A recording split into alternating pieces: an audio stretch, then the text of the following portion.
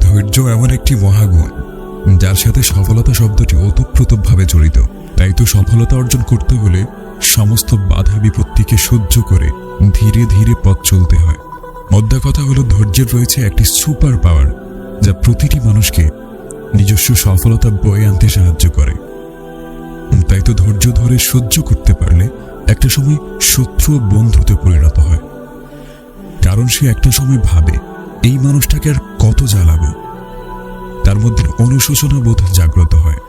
ফলে শত শক্তিশালী হিংসুটে ব্যক্তিও ধৈর্যশীলদের কাছে হার মানতে বাধ্য হয়। অর্থাৎ আল্লাহ তাআলা ধৈর্যশীলদের সঙ্গে রয়েছেন। আর যার সঙ্গে আল্লাহ তাআলা রয়েছেন তার কি কোনো ভয়, পরোয়া কিংবা কোনো অপ্রাপ্তি থাকতে পারে? একদমই না। এই জন্য আমাদের সকলের উচিত যথাসাধ্য ধৈর্য ধারণ করা। কেননা একমাত্র ধৈর্যই পারে আমাদের কামিয়াবি ও সফলতার পথ উন্মোচন করতে। আল্লাহ তাআলা আমাদের সকলকে ধৈর্য ধরার তৌফিক দান করুক। আমিন।